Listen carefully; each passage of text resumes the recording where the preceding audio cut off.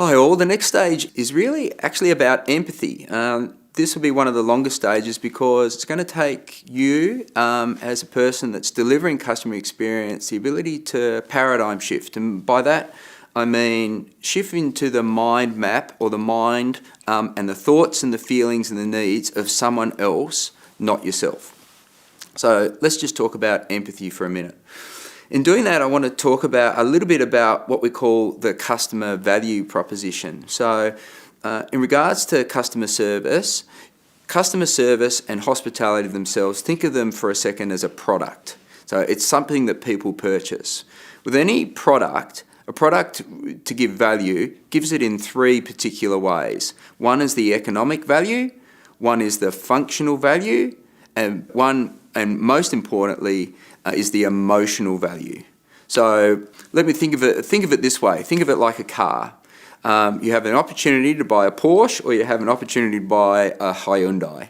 A Hyundai gives you the same functions potentially as a Porsche. It's got a steering wheel, it's got air conditioning, it's got an engine, it's got four wheels. Economically, it's probably $20,000 though. The Porsche is probably $200,000 or $300,000.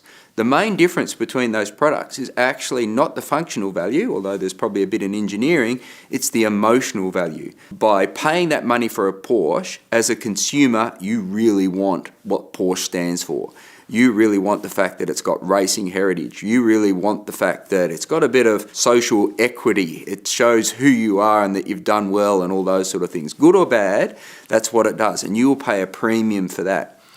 In hospitality, people pay a premium also for emotional experience.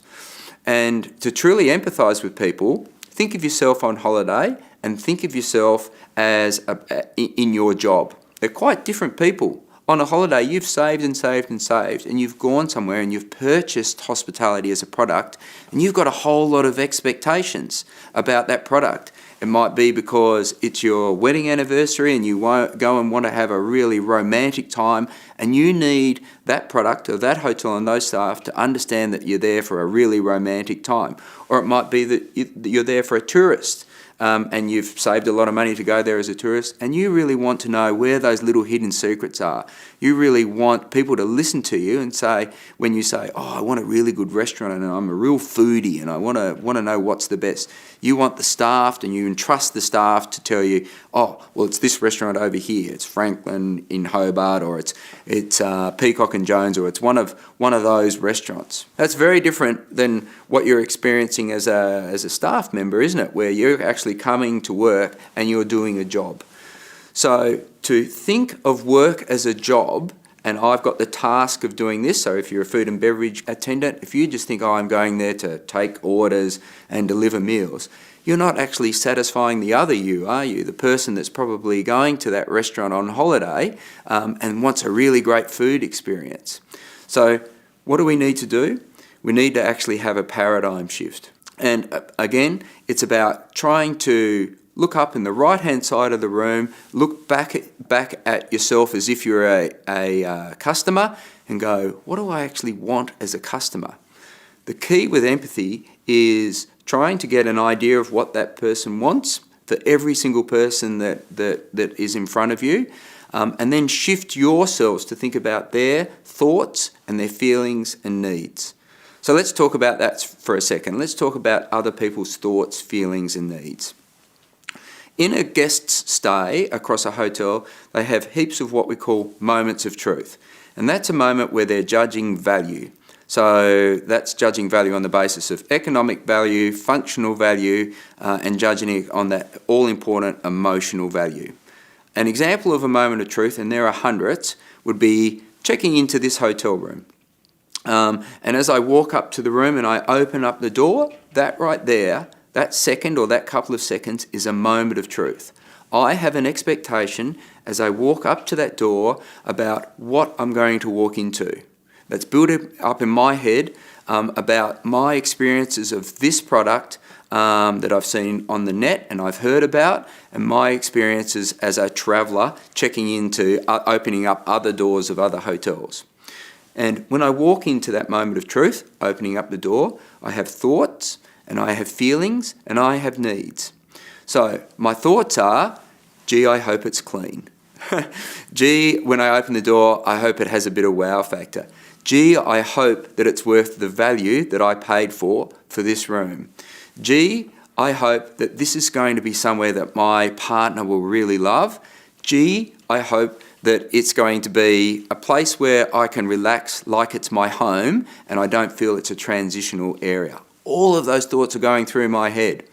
My needs are aligned to those thoughts. My needs are that I need it to be super clean. Otherwise, I'm just going to feel dirty and uncomfortable and I won't be able to think about anything else. I need it to pop out and show a bit of colour and, meet the images that I saw on the internet. I need to make sure that functionally it delivers all of these things when I walk in the room. I want to see a bed at that point, and it's only for a second, and I want to see a nice couch where I can relax so it feels homely. And then there are my feelings. What am I feeling when I walk into that room? Well, I'm feeling like, I'm a bit anxious, right? But I'm feeling like I want her to feel like I'm at home. I'm feeling as though I want my partner to be happy. So at that point of time, if we are going to align ourselves to that guest and be truly empathic about them, we need to think about just that moment and all those things and then create a room that delivers it. So let's think about something that's a bit more customer service orientated, as in about engagement with people and as a team member with our customers. A moment of truth would be welcoming someone to a restaurant. What is the customer at that point thinking, feeling, and needing? They are thinking when they walk into that restaurant, oh my gosh, I hope that someone takes control of me because I just don't want to stand around and maybe, my last restaurant experience, it took me 10 minutes to get seated. And that's embarrassing. But that's a feeling. We'll get to that one later. They're thinking that, what's the atmosphere of this restaurant? Is it somewhere I want to be for the next 2 hours? And think about atmosphere even. Does it look professional? Are the staff all moving in a formal way, or are they running around crazily? Because if they're running around crazily, that's going to add to a feeling of just being nervous about the experience. Is it clean, is what they're thinking, because they're about to eat food from this restaurant and they want to survive it. So they want to know that it's clean. And is it warm and friendly? And, is the food going to be good? And is there, very importantly, going to be something on the menu that I am really keen to try? They're things that they're feeling. Let's then attach the needs to that. So they're walking to the restaurant and they want to be looked after. That's heads up, big smiling face, hello Mr. and Mrs. Smith, we're expecting you. Would be a great way to add to that actual thought process. Then the next thing would be the restaurant is running in a really professional manner. The menu is customer-centric in that it has things on the menu, it's got words that they can understand on the menu, or it has a glossary that they can understand, and they look at the menu and they go, yum, yum, yum, yum, yum. And then they're looking around the restaurant and it's got a really great atmosphere. Then let's think about the feelings that they're going through. Anxiety. So to answer that, it's again around that really warm welcome and then, look, we've got this under control. It's again, the staff are really professional. You can see that everything's in order. They're feeling as though, and most people do this, they're attaching their brand. If I book this restaurant for my friends, I've attached my brand to that. So they are probably feeling like either, number one, they're very proud, or number two, they're very nervous that this experience isn't going to be a true representation of them because they are the ones that booked it.